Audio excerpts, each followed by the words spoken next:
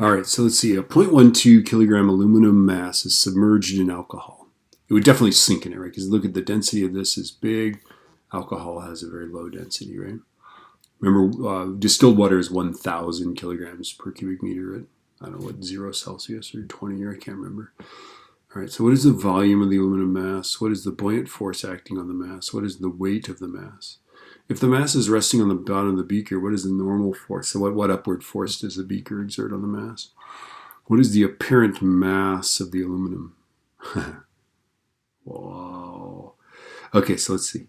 What is the volume that the aluminum has? Well, volume will be what mass divided by density. So that's going to be 0.120 divided by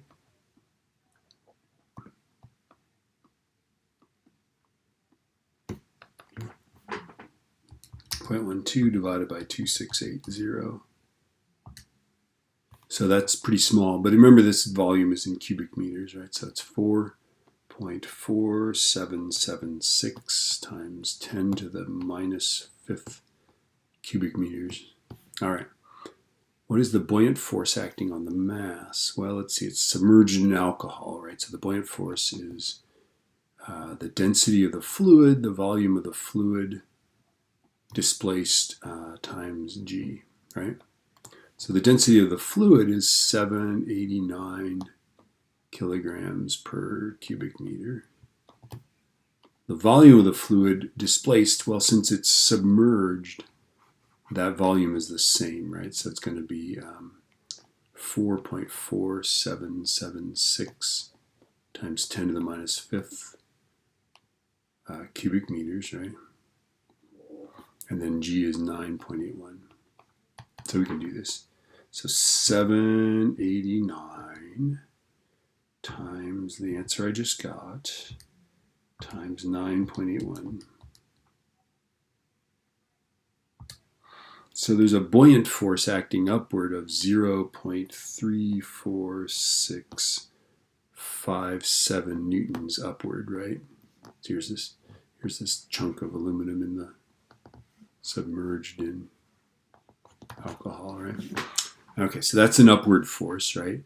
What is the weight of the mass? Well, the weight is mg, which is density of the aluminum, right?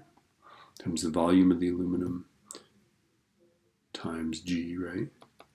So the density of the aluminum is 2680. Oh, wait. I don't need to do that. Okay, because they told us the mass here, so we can just do that. So we're just going to go 0.12. Sorry, I'm spacing out. Times 9.81. I'm like, wait, oh, this is a really hard problem. Okay, so 0.12 times 9.81. I could have done that, by the way. I could have used this density that I derived from that and made a lot of more work for myself. So this is, it weighs 1.1772 newtons. That's the downward force, right, of gravity.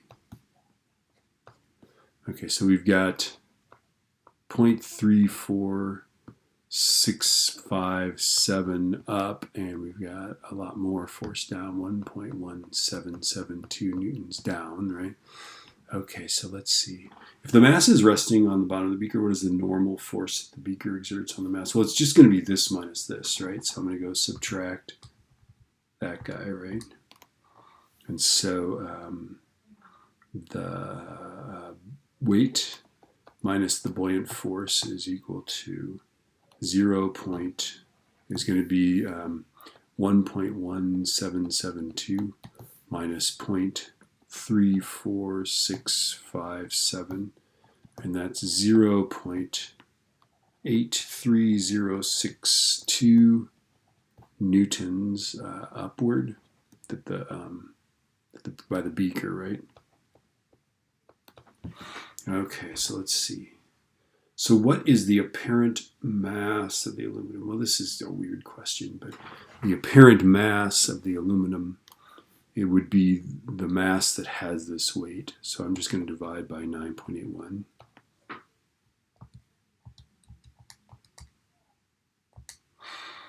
Okay, so remember, weight is mg. So if we pretend that this is the weight, 0.8 0.830. It's not the weight of it, right? But if we pretend this is like how much it, right? Then it's m times 9.81. So that's why we divide by 9.81. And the apparent mass, I'll put it in quotes because it's just not anything real, is it weighs as much as 0.8467 kilogram. It weighs as much as this mass would weigh in the air, basically, right? That's crazy. That's crazy. Okay, now notice that we did some interesting calculations here. I don't know if we can make this any shorter. Let's imagine that we're trying to find this, right? Okay, so again, we can, I'm just going to erase, right? Once we figure out that the volume of this thing, I think you still have to find the volume, right? Mass over density, right? So 0.12 over 2680. Once you find that is, what is that?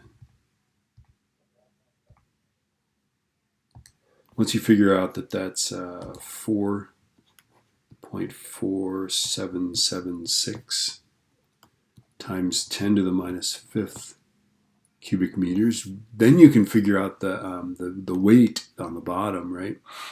Is just going to be the difference between the buoyant and the weight, right?